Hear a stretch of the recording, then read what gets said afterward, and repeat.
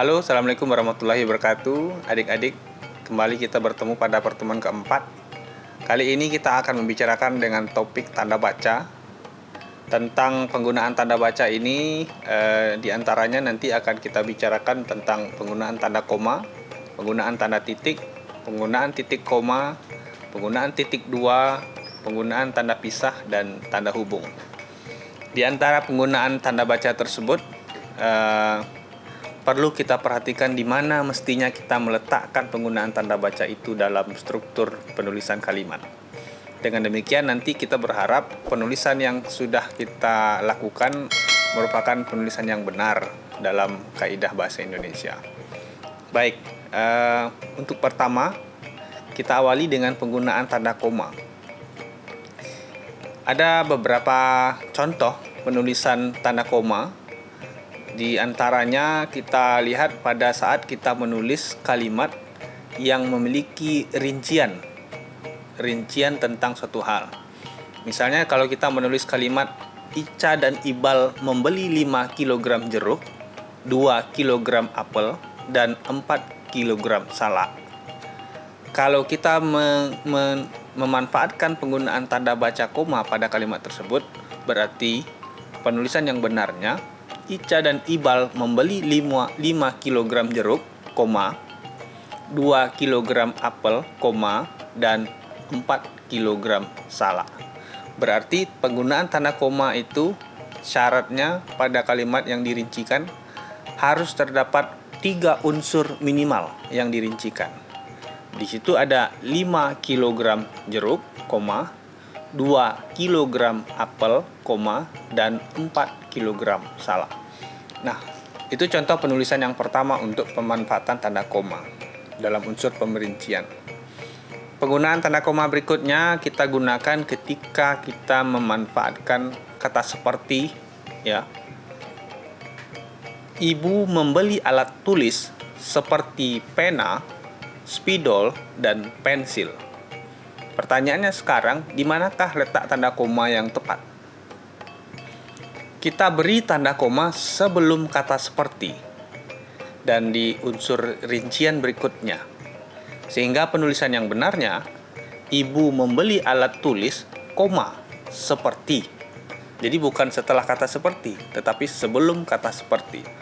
Jadi saya ulangi, seperti pena, spidol, dan pensil, titik.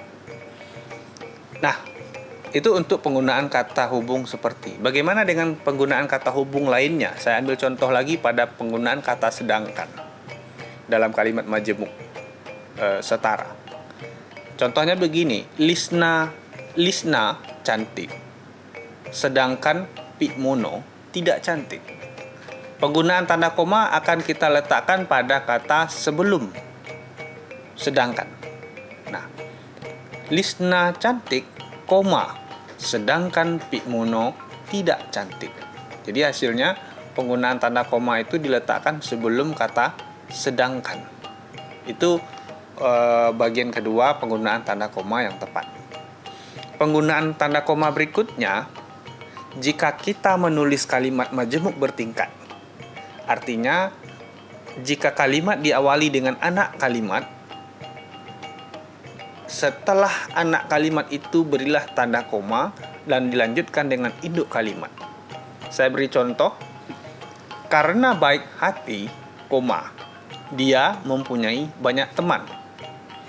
Jadi, karena baik hati itu adalah anak kalimat. Perlu saya jelaskan mengapa itu anak kalimat. Anak kalimat merupakan bagian yang tidak penting dalam suatu struktur kalimat. Induk kalimat itu adalah subjek, predikat, objek. Di dalam kalimat tadi, karena baik hati, dia adalah subjek, mempunyai adalah predikat, banyak teman adalah objek. Jadi induknya adalah dia mempunyai banyak teman. Dengan demikian, penggunaan tanda koma harus kita berikan apabila anak kalimat mendahului induk kalimat. Berikutnya, penggunaan tanda koma jika kita menulis kata hubung antar kalimat. Seperti, oleh karena itu, kita harus menegakkan kebenaran. Jadi, setiap penggunaan kata hubung di awal kalimat. Oleh karena itu, dengan demikian, jadi. Nah, perlu diperhatikan, tidak semua kata hubung bisa diletakkan di awal kalimat. Misalnya penggunaan kata sehingga tidak boleh. Penggunaan kata sedangkan tidak boleh. Artinya, perlu Anda cari tahu apa saja penggunaan kata hubung yang tidak boleh diletakkan di awal kalimat. Baik, berikutnya penggunaan tanda titik. Jika kita menulis tanda titik yang menunjukkan waktu atau jangka waktu, ada beberapa pemahaman dalam pembacaannya. Misalnya kita menulis pukul 01.35.20. Pembacaan pukul 01.35.20 itu akan menghasilkan dua penafsiran. Penafsiran pertama, pukul 01.35.20 itu berarti menunjukkan waktu. Misalnya saat ini pukul 1:35:20 detik. Itu tafsiran yang pertama. Tafsiran yang kedua berarti jangka waktu.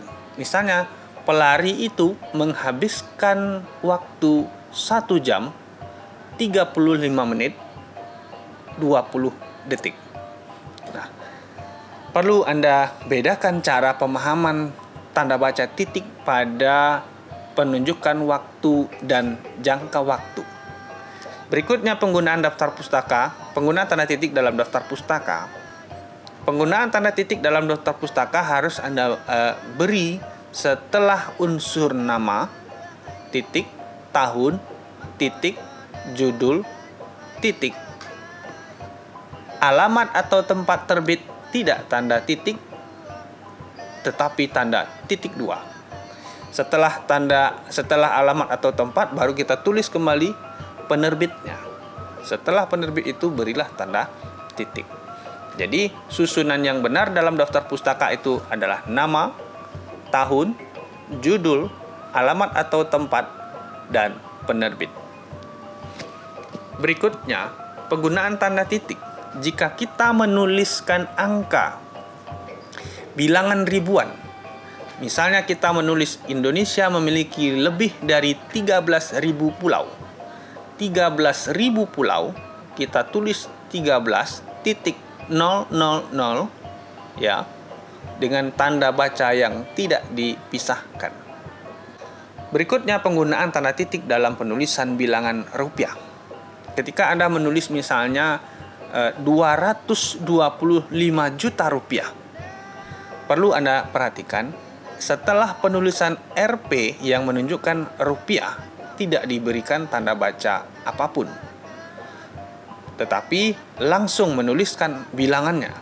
Jadi Rp 225.000.000 sehingga dibaca 225 juta rupiah. Berangkat dari hal itu, kita kembali lanjutkan. Penggunaan tanda baca berikutnya adalah penggunaan tanda baca titik koma.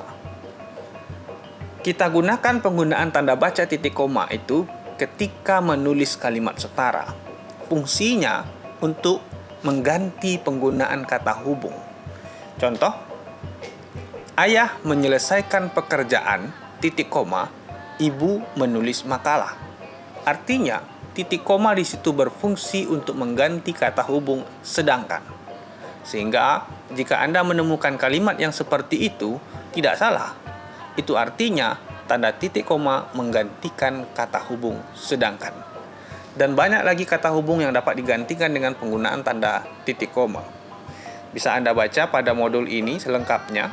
Dan berikutnya, penggunaan tanda titik koma kita gunakan saat menulis rincian dalam suatu struktur penulisan surat. Misalnya, dituliskan dalam surat, syarat penerimaan pegawai negeri saat ini adalah 1.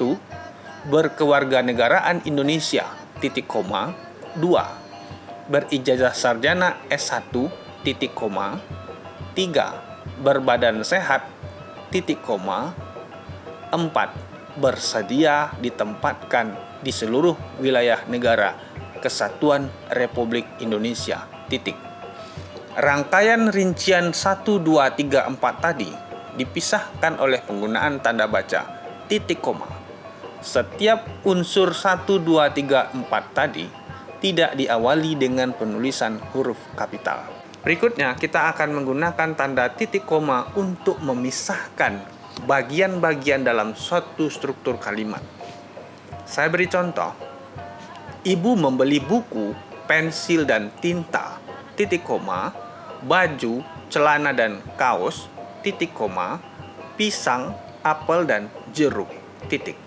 Artinya dalam suatu struktur kalimat tadi terdapat 3 unsur yang berbeda. Maka untuk memisahkan ketiga unsur itu kita beri tanda titik koma. Sehingga penulisan yang benarnya, ibu membeli buku, pensil, dan tinta, titik koma, karena itu satu unsur. Lanjutkan, baju, celana, dan kaos, titik koma.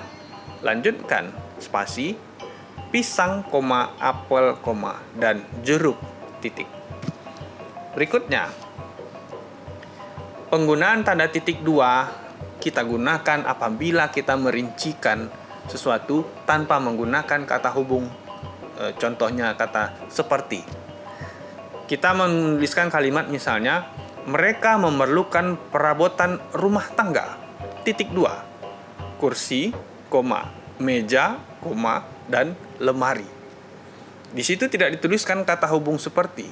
Artinya kata seperti sudah digantikan oleh tanda titik 2. Nah, yang menjadi kesalahan adalah ketika orang menuliskan kata seperti dia tulis titik 2 adalah sebuah kesalahan yang sangat besar. Dengan demikian, penggunaan titik 2 bisa kita manfaatkan dalam merinci suatu hal dalam kalimat. Seterusnya adalah penggunaan tanda hubung. Kita menggunakan kata hubung untuk menuliskan kata ulang. Misalnya anak-anak itu anak-anak, anak strip anak. Berulang-ulang, berulang strip ulang, gitu. Nah, penulisan yang benar untuk menyatakan tanggal, bulan, dan tahun itu harus kita gunakan tanda hubung, bukan garis miring. Nah, kita beri contoh, misalnya tanggal 11, strip 9, strip 2020. Jadi tidak garis miring, tapi tanda hubung yang garis pendek, strip. Nah, kemudian kita gunakan tanda hubung untuk menegaskan satu kata, berevolusi, berstrip evolusi. Atau ada juga kata yang perlu kita tegaskan, be-strip revolusi. Satu evolusi, satu revolusi. Berikutnya, tanda hubung bisa kita gunakan untuk menuliskan nama satu wilayah. Misalnya, se-Indonesia, se-strip Indonesia. I huruf kapital, se tidak huruf kapital. Nah, se-Jawa Barat, se-strip Jawa Barat yang hanya huruf kapital hanyalah J Jawa, B Barat. Berikutnya kita menuliskan peringkat kedua. Peringkat kedua itu kita tulis ke strip 2, angka Arab, bukan angka Romawi. Berikutnya, pada tahun 1950-an, untuk menunjukkan jangka 1950-an, 1950 strip an. Nah, kita menuliskan singkatan dengan menggunakan awalan dan akhiran. Misalnya kita menulis di PHK-kan, di strip PHK, huruf kapital semuanya, PHK, strip kan. Jadi dibaca di PHK-kan, dan itu benar. Di strip PHK huruf besar semua, strip kan. Nah, penggunaan berikutnya kita menulis jenjang pendidikan D3. D huruf D besar, strip 3. Atau boleh juga kita menuliskan S huruf kapital, strip 1. Begitu seterusnya. Baik, berikutnya kita menggunakan tanda hubung apabila kita menuliskan bahasa Indonesia yang digandengkan dengan bahasa asing dalam kondisi tertentu. Misalnya di backup, di strip backup. Kata backup dicetak miring karena itu penulisan bahasa asing. Begitu seterusnya. Dan penggunaan tanda pisah berbeda bentuk dengan tanda hubung tadi. Tanda pisah garisnya lebih panjang, sementara tanda hubung garisnya lebih pendek. Fungsinya untuk apa? Ketika kita ingin menegaskan suatu unsur dalam kalimat, maka tanda pisah kita gunakan. Contoh, Soekarno, tanda pisah garis panjang, proklamator kemerdekaan RI, tanda pisah lagi, diabadikan menjadi nama Bandar Udara Internasional. Jadi Soekarno-Hatta maksud saya, Soekarno strip itu tanda hubung, Hatta ditambah tanda pisah ya yang garis panjang, proklamator kemerdekaan RI strip garis panjang tanda pisah diabadikan menjadi nama Bandar Udara Internasional. Nah, kata-kata proklamator kemerdekaan RI itu merupakan keterangan aposisi yang diapit oleh penggunaan tanda pisah. Jadi, keterangan aposisi dalam satu kalimat atau keterangan tambahan dalam satu kalimat harus diapit oleh penggunaan tanda pisah. Berikutnya kita menunjukkan jangka waktu. Misalnya kita menulis 5 sampai 10 April 2020. Menunjukkan jangka waktu 5 hingga 20 April ditulis 5 strip panjang, 5 garis panjang ya yang menyatakan tanda pisah itu untuk menyatakan jangka waktu. Berikutnya, ketika kita menuliskan tambahan dalam materi ini, maksud saya kita menuliskan kata, kita perlu memperhatikan mana yang tepat, mana yang tidak tepat dalam penulisan kata. Misalnya kalau kita menuliskan kata memesona atau kata mempesona, lantas mana yang benarnya? Kalau kita analisis, penggunaan yang benarnya adalah memesona, bukan mempesona. Kenapa demikian? Kuncinya ada pada rumus berikut. Ketika kita menulis kata yang ditambahkan dengan awalan, maka yang benarnya, kalau kata tersebut berhuruf awal K, T, S atau P, lalu diikuti oleh huruf vokal, maka huruf sebelumnya hilang atau luluh. Contoh tadi, kita ambil kata pesona. Pesona berarti bagian dari rumus K, T, S atau P. Jadi pesona diikuti oleh huruf E. Huruf P diikuti oleh huruf E. Maka huruf P kita hilangkan. Ditambah dengan awalan menjadilah dia memesona. Bandingkan dengan kata kritik. Kritik ada memang di dalam rumus K, T, S atau P. Tetapi setelah K diikuti oleh huruf R, kritik. R adalah huruf konsonan. Jadi jika dia diikuti konsonan, maka dia tidak dihilangkan atau tidak mengalami peluluhan. Sehingga menjadi mengkritik. Anda boleh uji di rumah sendiri untuk melaksanakannya, untuk mencobakannya. Berikutnya saya ingin memberikan penjelasan tentang penulisan kata yang dicetak miring. Apa saja yang harus kita cetak miring? Kalau kita menulis nama surat kabar, nama majalah, judul buku, ya, kemudian istilah asing itu boleh dicetak miring. Nah, berikutnya adalah penulisan kata depan dan awalan. Perlu kita bedakan mana kata depan, mana awalan. Kata depan itu dapat kita kategorikan ada di situ di, ke, dari, pada, dan dalam. Cara mengujinya sangat gampang. Di, ke, dari, dan seterusnya dapat kita uji dengan kata dasar. Di rumah, ke rumah, dari rumah. Apabila ditemukan kecocokan di antara kata ini, kita dapat menulisnya dengan cara di spasi rumah, ke spasi rumah, dari spasi rumah. Berbeda dengan awalan. Jika di, ke, dari tadi itu adalah kata depan, maka di pada awalan ditulis gabung. Nah, di, saya contohkan, dirampok. Dirampok ditulis gabung. Kenapa digabung? Karena dia tidak bisa dijodohkan dengan dirampok, kerampok, dari rampok. Tidak bisa. Maka di situ hanya berfungsi satu, dan itulah disebut dengan awalan. Banyak varian dari awalan sebetulnya. Di, ada awalan me, ada awalan ber, ada awalan pe, dan awalan ter. Anda bisa lihat di contoh bahan ajar yang saya susun ini.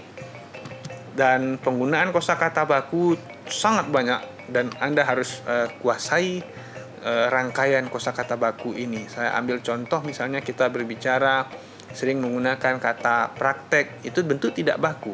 Sistem itu bentuk tidak baku. Terus analisa bentuk tidak baku.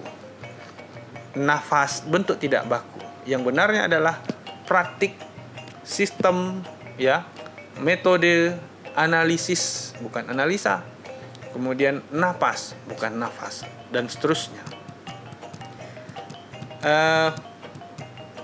Barangkali apa yang sudah saya jelaskan tadi itu perlu diulang kembali, membaca kembali buku atau bahan ajar ini, sehingga ketika Anda menyaksikan tayangan ini hanya sebagai pendukung untuk mengingat apa yang sudah saya jelaskan pada kesempatan atau pertemuan keempat ini. Demikian saja, terima kasih. Halo adik-adik mahasiswa, Anda sudah mendengarkan paparan materi yang disampaikan pada hari ini. Semoga bermanfaat bagi Anda. Silakan mengimplementasikan ilmunya. Dan bagi Anda yang ingin menyampaikan pertanyaan seputar materi hari ini, silakan tinggalkan di kolom komentar. Dan untuk memeriahkan channel ini, Anda diharapkan untuk melakukan like dan subscribe. Semoga channel ini dapat bermanfaat bagi orang banyak. Demikian saja, terima kasih banyak. Sampai jumpa.